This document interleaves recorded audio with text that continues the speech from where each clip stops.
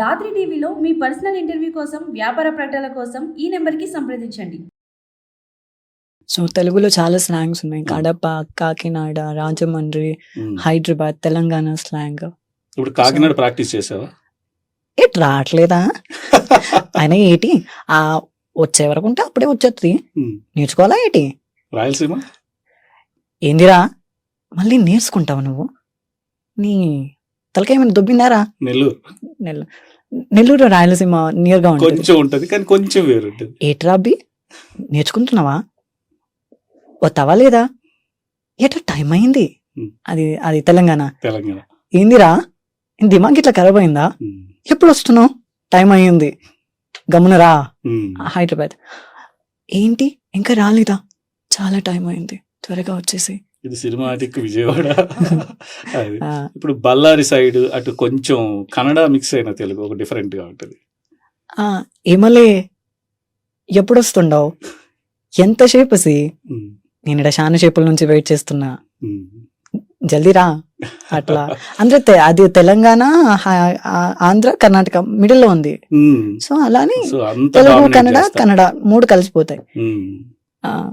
So అంటే friends తో మాట్లాడతావా, లేకపోతే ఆ రిలేటెడ్ మూవీస్ చూసి ఆ స్లాంగ్ పట్టుకుంటున్నావా? ఆల్మోస్ట్ నేను అక్కడే కదా చదివింది, రాయచూర్ డిస్ట్రిక్ట్ లో. అది కాదు, ఇప్పుడు నెల్లూరు, ఇప్పుడు రాయలసీమ ఎత్తుకుంటే ఫ్రెండ్స్ అంతేనా? ఫ్రెండ్స్ తో క్యాచ్ చేస్తున్నావు వర్డ్స్ అనేది? ఆర్జేలు చాలా మంది నాకు తెలుసు, Nellore, Rajahmundry radio station works చేసేవాళ్ళు. సో విజయవాడ వాళ్ళు తెలుసు, వాళ్ళతో బాగా మాట్లాడుతూ ఉంటా అప్పుడప్పుడు. సో పెక్యులర్ గా ఒక్కొక్క ప్రాంతానికి ఉన్న ఆ లాంగ్వేజ్ ని ఇవన్నీ క్యాచ్ చేస్తున్నా, నేర్చుకోవాలి. సో ఎలా అంటే మన రామ్ చరణ్ గారిది వచ్చింది కదా, అల్లూరి సీత. కాదు, అది కాదు, అంతకు ముందు సమంత గారితో వచ్చింది కదా, రంగస్థలం. సో అందులో చాలా డిఫరెంట్ గా ఉంటుంది స్లాంగ్. సమంతది ఓబీబీ Rajahmundry slang. So Brahmotsavam Vizag slang అట్లా డిఫరెంట్. ఏట్రా బాబు మీ ఇంట్లో ఉండిపోవచ్చా అంటుంది. అదే మన రాజమండ్రి స్లాంగ్ వస్తే, అవునండి రాజమండ్రి మీది ఆ టైప్ అనుకుంటా. నార్మల్ గా వచ్చేస్తే సీతమ్మ వాకిట్లో సినిమాల చెట్టు, చిన్నాడా నెక్లెస్ రోడ్ చాలా బాగుంది, నేను అడగమంది ఎప్పుడు వస్తావు అని. అంటే వేరియేషన్స్ ఉంటాయి. హీరోయిన్ నువ్వు అంటే నాకు ఇట్టం, నేనే పెళ్లి చేసుకుంటా అని మా బాబుకు చెప్తా, సంబంధాలు చూడొద్దని అని. ఇవన్నీ ఇలాగే చెప్తారు, హరిస్తపురు అలా ఉంటే అంటే నేర్చుకోవాల్సి వస్తుంది. సో తెలుగు అయితే చిన్మయ్య గారు చెప్తారు సమంతకి ఎక్కువ. నువ్వు ఏదన్నా తెలుగులో కూడా నేను చెప్పిన, అండ్ కన్నడలో ఆల్మోస్ట్ మొత్తం నావే ఉంటాయి. మొత్తం నువ్వే సమంత గారికి. అండ్ తెలుగులో దేనికి చెప్పావు చిన్మయ్య గారు కాకుండా? అంటే ట్రాక్ చెప్పావు ఓ బేబీ రాజమండ్రి స్లాంగ్. చాలా బాగుంటది కదా దాంట్లో. అసలు ఒక వేరియేషన్ అంటే క్యారెక్టరైజేషన్ మారిపోయిన తర్వాత సమంత గారు రెగ్యులర్ గా చేసిన మూవీకి దానికి చాలా బాగుంటుంది. అంటే ఏజ్ వైజ్ చాలా ఎక్కువ, బామ వయసు, క్యారెక్టర్ వచ్చి యంగ్ లుక్. ఆ యంగ్ లుక్ కి మా వాయిస్ సెట్ అవ్వడం. సో అది చాలా చెప్పవా నీకు బాగా, అంటే చెప్పేటప్పుడు డబ్బింగ్ చెప్పినప్పుడు, ట్రాక్ చెప్పేటప్పుడు నీకు బాగా నచ్చిన ఫ్లో? చేపల కూర నీసు వాసన వస్తుంది,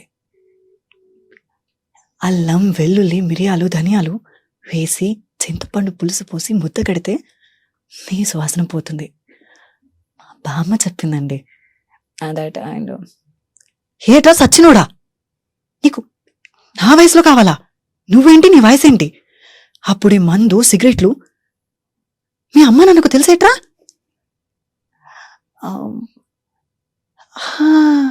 మీ అబ్బాయి ఫారెన్ లో ఉంటాడట, అక్కడేదో టాయిలెట్లు కడుగుతాడట కదా, నాకు చింతగాడు చెప్పాడండి. అయ్యో పాపం, అంత దూరం పంపించి టాయిలెట్లు కడిగించడం ఏంటి అని.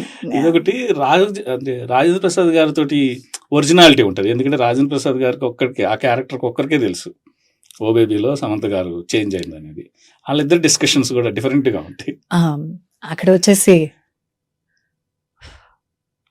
రీసెంట్గా చూడరా కనిపించట్లేదా, మన పాతపాలెం వయసు, ఆ సూరిగాడు నిన్ను కొట్టాడు గుర్తుందా? నేను వాడి కోసం నిన్ను కొట్టాను, ఎప్పుడైనా గుర్తొచ్చిందా? అది సో కాదు మారిపోయిన తర్వాత మారిపోయిన తర్వాత. కాన్వర్జేషన్.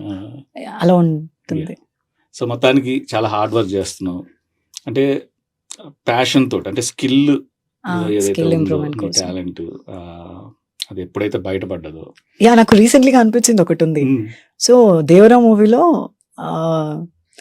వచ్చేసి హీరోయిన్ ఉన్నారు కదా, ఆ హీరోయిన్ జాన్వీ కపూర్. జాన్వీ కపూర్ గారికి మన శ్వేత గారు డబ్బింగ్ చెప్పారు. ఓకే. సో ఆ ఛాన్స్ నాకు వస్తుంది అనుకున్నా, ఎక్స్పెక్ట్ చేశా, బట్ అది నాకు రాలేదు. మిస్ అయింది. సో మిస్ అయిందని కాదు, నా వాయిస్ సెట్ అయిపోయింది. ఆమె ఒకటి చెప్తుంది, నాకు తెలుసు నన్ను చెల్లిని ఏమైనా అంటే వాడు వదిలిపెట్టాడని నాకు తెలుసు, ఇంతప్పటి నుంచి తెలుసు, నాకు తెలుసు నాన్న నాయనా అని చెప్తుంది.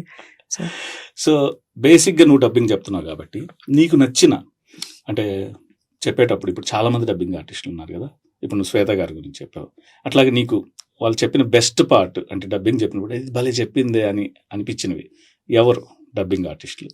చిన్మయ్య గారు అంతేనా? అంతే, she is my every green favourite. Also Savitha Reddy గారు ఉన్నారు, ఓల్డ్ లో చెప్పారు. సో అలా అలా ఎలా సమంత గారు అంటే ఆటోమేటిక్ గా చిన్మయ్య గారు వాయిస్ లేకపోతే కొంచెం కనెక్ట్ చాలా చేసుకోవడం కూడా కష్టం అవుతుంది. అంటే స్లాంగ్ వైజ్ కొన్నిసార్లు మార్చాల్సి వస్తుంది. మార్చాలి. బట్ ఎనీహౌ అసలు సమంత గారు సగం సక్సెస్ లో చిన్మయ్య గారి పాత్ర ఖచ్చితంగా మెజారిటీ ఉంది ఉంటుంది. కదా. అంటే చిన్మయ్య గారు చాలా చెప్పారు కదా, ఆల్మోస్ట్ అన్ని చెప్తారు. అన్నిటికి చెప్పారు కదా. నీకు నచ్చిన డైలాగ్ చిన్మయ్య గారు చెప్పిన దాంట్లో? మజిలీ మూవీలో she an involving of Shravani character. Chinmayi గారు ఒక independent woman and successful woman గురించి ఒక కాన్సెప్ట్లో చెప్పొచ్చు అక్కడ. సో అక్కడ ఒక డైలాగ్ చెప్తుంది, వాళ్ళ హస్బెండ్ డ్రింక్ చేసి వస్తే, ఆయన తాగుతాడే కానీ తప్పుడు పనులు ఎప్పుడూ చేయలేదు, ఎందుకండి ఇలా తాగొచ్చి అందరితో మాట్లాడిపించుకోవటం, మీకు కావాలనిపిస్తే ఇక్కడికి తెచ్చుకొని తాగండి, డబ్బులు నేను ఇస్తాను అని ఒకటి చెప్తుంది. ఆయన మారుతాడన్న ఉద్దేశం కలిగిన ప్రతిసారి నాకు మీరానే హోప్ అనిపిస్తుంది, అందుకే మీరాని దత్తకు తీసుకున్నా అమ్మా. దట్ అండ్ ఎండ్ ఆఫ్ క్లైమాక్స్లో ఒక సీన్ ఉంటుంది స్టేషన్లో చెప్పేది,